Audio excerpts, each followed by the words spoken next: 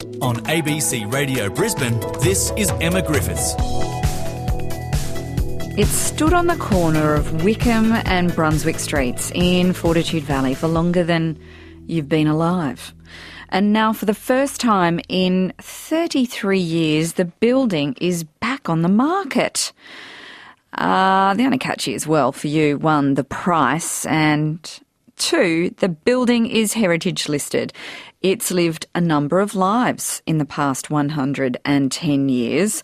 Take a look at some of those now with the house detective, Marianne Taylor. Hello. Hi, how are you? Good to talk to you again. Yes, indeed. Now, the Waltons Building was first built in 1907. Does that make it a very old building by Brisbane standards? Look, it does.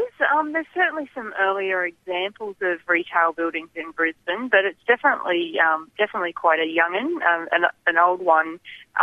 It's sort of important too because I think the exterior is so intact, and a lot of the earlier commercial buildings have been demolished or altered. So, yeah, it's definitely a great example.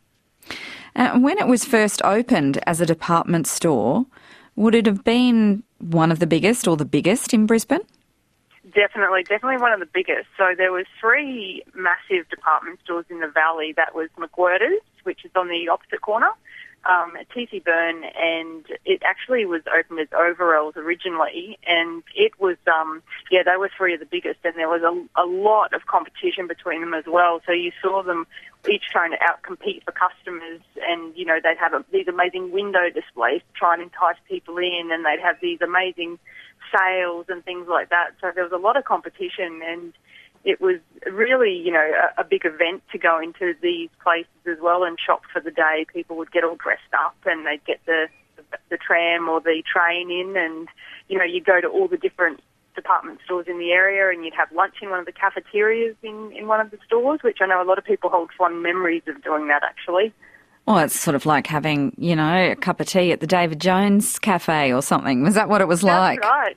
Yeah, absolutely. And it was, yeah, you know, it was not like today where people can just jump in the car and duck to the shops. It was a big day out for people. So they would, make a whole day of it and do a lot of things at once, and, you know, get haircuts and buy clothes and have lunch and go to the movies. So it was a big event to go shopping in those days. It sounds like a good one. Now, Marianne, I suppose if you do that, a lot of people go to the CBD because, you know, there's the Myer Centre and David Jones as well, and all of the shops there along the mall.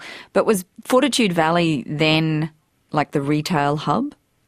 Absolutely. At the sort of the early 1900s, it was the place to go. You had, like I said, those 3 competing businesses, and you also had amazing public transport, which made it really easy for people to get there. And it was the real shopping hub, and that extended even into the 1950s. It was still a massive retail precinct, and a lot of people would shop there and do all those other things I mentioned in the area. So it, Brisbane City was always a shopping centre as well, centre for shopping, but the Valley was definitely a massive hub. And it's hard for someone, you know, like, it's hard for people who've been in the Valley in the last, you know, few decades to imagine exactly what that was like. But yeah, it was absolutely packed with people. Apparently, you know, there's reports of you had to stay to the left or you'd get kicked off the footpath. There was that many people around, so. Wow. It's really hard to picture, you know, how upmarket and how fancy and prestigious the area used to be. Yeah, definitely. And so when did it start to change? Like, when did Waltons close? Well, Waltons, I think, I've heard varying reports, but it was in the 80s, so it was around 85, and the biggest death knell to department stores like that in the central city was actually the car. So people started to use their car to go to the suburban shopping centres, and Chermside was one of the first drive-in shopping centres in Brisbane. So people were actually, enticed by this new modern shopping centre and started to go to shops that were sort of out near their houses rather than travelling all the way into the city. And this is coupled with, you know, the sprawl of housing further out from the city as well, so people are tending to shop a bit more locally as well. And I think people maybe had a bit less leisure time as well, so they were looking to, you know, quickly drive to the shops, do their thing and then get home. It became less of a day out and less of an event. So it was definitely the 70s and 80s where that started to decline in the valley. And, with its eventual closure in the 80s. And, look, I don't think it's really had much activity in that building ever since. I have been going into the valley since the 70s, and as long as I can remember, and as long as most people can remember, it's been pretty abandoned, and definitely not the fantastic retail flagship it used to be. No. Do you know what it's currently being used for?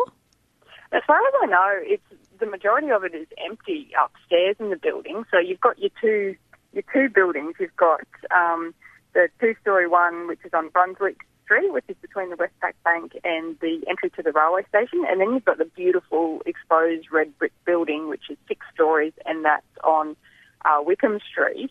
And as far as I know, the upper stories are empty, and there's been various retail businesses in the lower levels, but it's never really had a permanent tenant in the whole time in abandoned, as far as I can remember and as far as I can find. And there's always been a bit of an ongoing stoush between the owners and other, local council and that sort of thing about the development of it, because you've got the interesting situation where the entry to the Valley Railway Station is actually through part of the building or adjacent to one of the buildings. So, you've got this potential, I guess, to turn this building into not only just revive its retail past, but also to make it a nice gateway into that station. Because, again, as long as I can remember, it's always been a pretty sketchy entrance from the Wickham Street side anyway. Sketchy? You mean dodgy? Yeah. Not somewhere you really want to go by yourself late at night. Yes, and exactly. Now, it's heritage listed, so whoever buys it obviously is going to have to take that into account with what happens to the Waltons Building in the valley. So what does that heritage listing actually mean in terms of what it can be used for?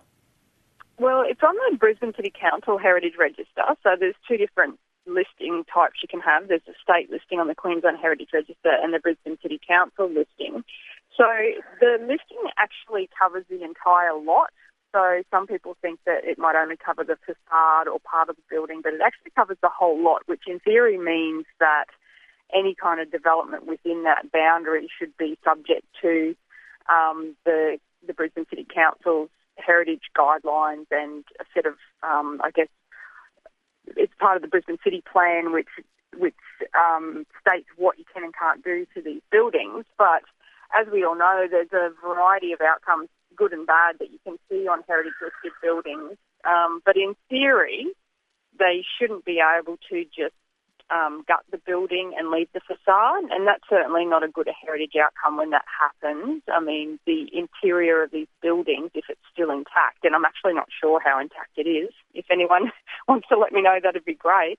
But the interior of the shop's so important. I mean, particularly as it was a department store, it was the interiors of these shops was just as important as the outside, because you had the start of big open areas that were all the different counters and things like that. And if anyone's ever watched The Paradise or Mr. Selfridge, they'll know what I'm talking about.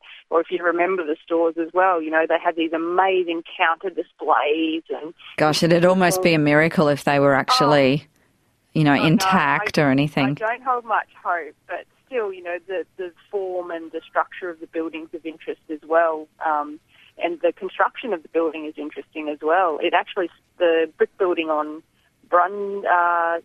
Wickham Street actually started out as a 3-storey building in 1907, and then 3 more stories were added in the 1920s. So that just shows what a booming time it was as well, and that's interesting in itself. It sort of shows this period where the growth of commercial and retail was absolutely booming in Fortitude Valley, and a lot of the buildings expanded during that time. In the 20s was also when the beautiful McGuirter's building was extended onto the corner where it is now, the Valley Corner there at the junction. It is a beautiful junction there, isn't it? Marianne Taylor, so as the house detective, hunt down some of those interior photos.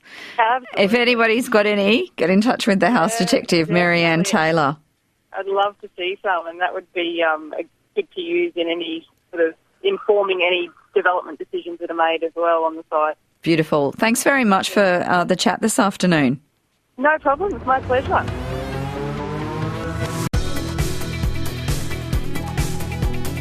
You're with Emma Griffiths on ABC Radio Brisbane.